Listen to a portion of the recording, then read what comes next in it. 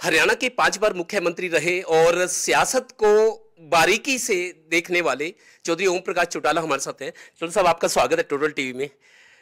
सबसे पहले परिवर्तन यात्रा की बात। परिवर्तन यात्रा करीब करीब 1/3 विधानसभा क्षेत्र से निकल चुकी है। किस तरह का रिस्पॉन्स मिल रहा है? लोग आपकी बात को समझ रहे हैं? लोगों में बड़ा जोश है, बड़ा उत्साह है, और चूंकि इस सरकार से वो दुखी हैं, इसलिए उन्हें उम्मीद है कि ये इंडियन नेशनल लोकदल ही बदलाव लाएगा। 1/3 विधानसभा क्षेत्रों से गुजर चुकी है यात्रा, और चौधरी देवीलाल की जयंती पे आप कुरुक्षेत्र में समापन करेंगे, रैली होगी। तब तक आपको लगता है माहौल और थोड़ा सा और बनेगा, बढ़िया बनेगा, और ज़्यादा बढ़िया बनेगा।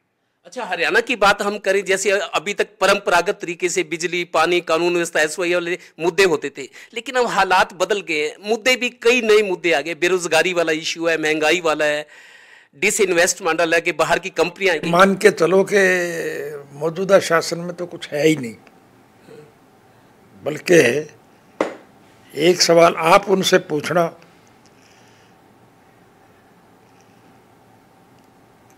कि कहीं डेवलपमेंट नहीं हो रही है, तो फिर ये कर्जा किस बात का है?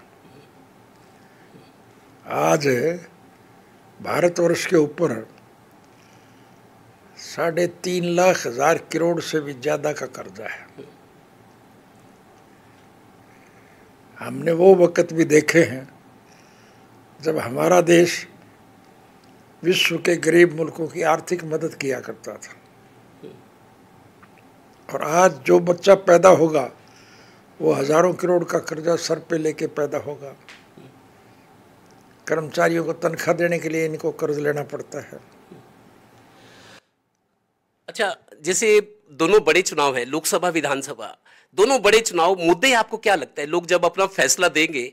अपील सारे राजनीतिक दल करेंगे, अपने अपना जोर लगाएंगे, लेकिन मुद्दे क्या है जिस पे लोग डिसीजन देंगे, अपना फैसला देंगे?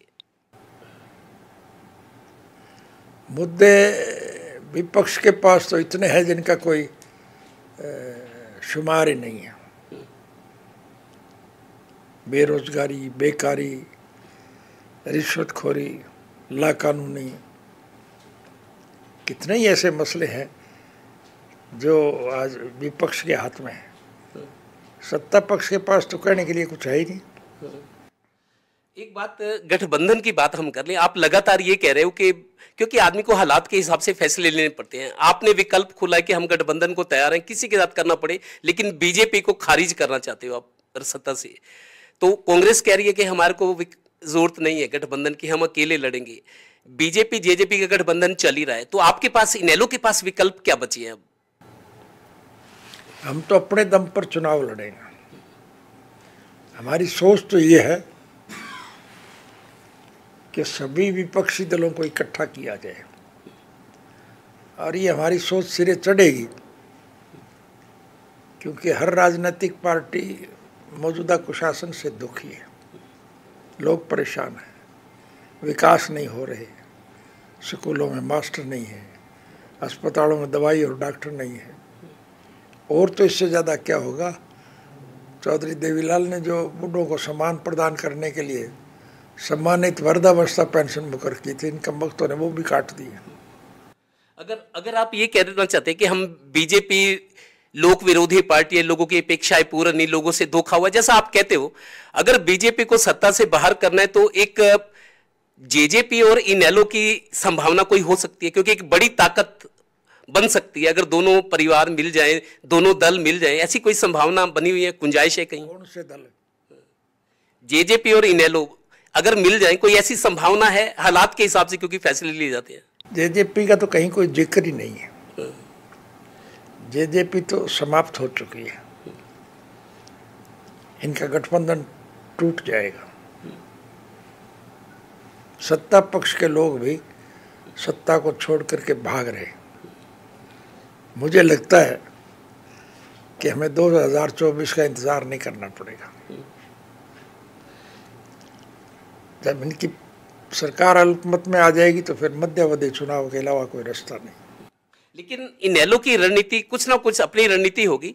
पार्टी अपने कार्यकर्ताओं को भरोसा दे सकते हैं कि घबराने की जरूरत नहीं, एक मुकाम हमारे लिए भी है।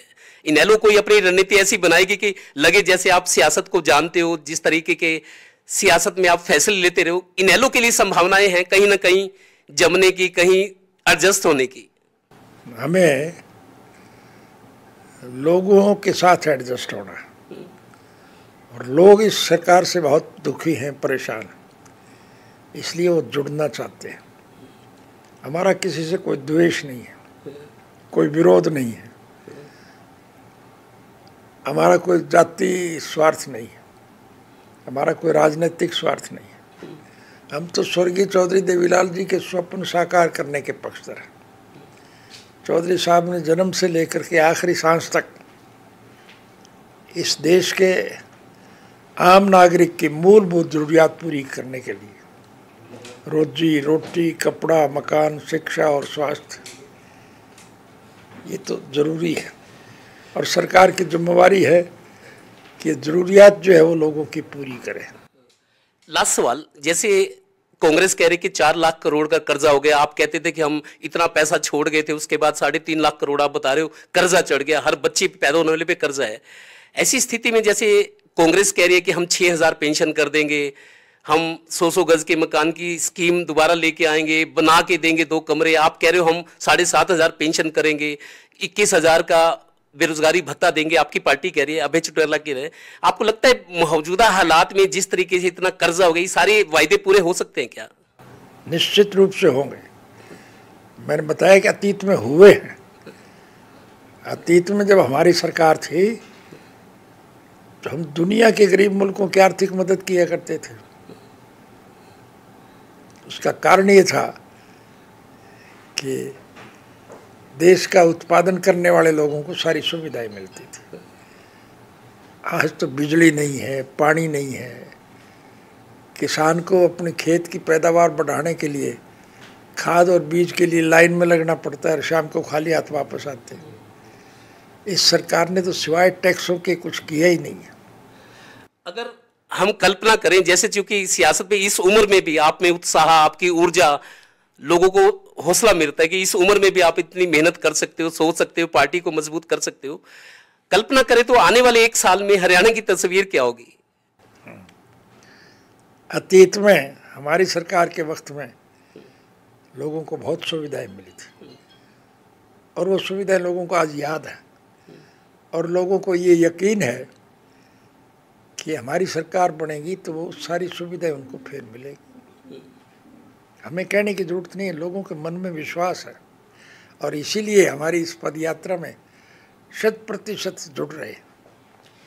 इनेलो प्रदेश के 1/3 विधानसभा क्षेत्रों में अपनी परिवर्तन यात्रा पूरी कर चुकी है। अब काफिला आगे बढ़ रहा है और ओम प्रकाश चौटाला इस उम्र में भी पार्टी का मार्गदर्शन करें, कार्यकर्ताओं का उत्साह बढ़ा रहे हैं। इनका यह कहना है कि कोई ना कोई रास्ता जरूर निकलेगा, क्योंकि लोग सरकार विरोधी रुख अख्तियार किए हुए हैं, लोग सरकार से खुश नहीं है। देखना होगा कि हरियाणा की तस्वीर क्या बनकर उभरती है। कैमरामैन राजेश कुमार के साथ Devendra Kathoria, total news, Panipat bureau.